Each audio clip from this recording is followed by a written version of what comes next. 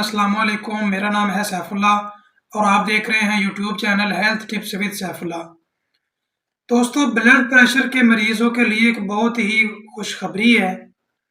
वो ये है कि अगर आप ब्लड प्रेशर के मरीज हैं और बहुत ज़्यादा मेडिसिन खा रहे हैं तो आपने बिल्कुल टेंशन नहीं लेनी, आपने वो छोड़ देनी है।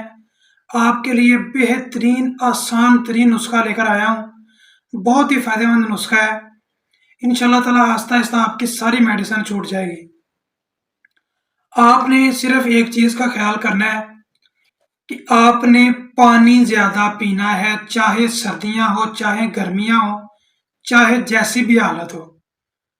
क्योंकि जब पानी हम कम पीते हैं, तो खून जम जाता है, जिसकी वजह से ब्लड का जो मसला है वो बनता है।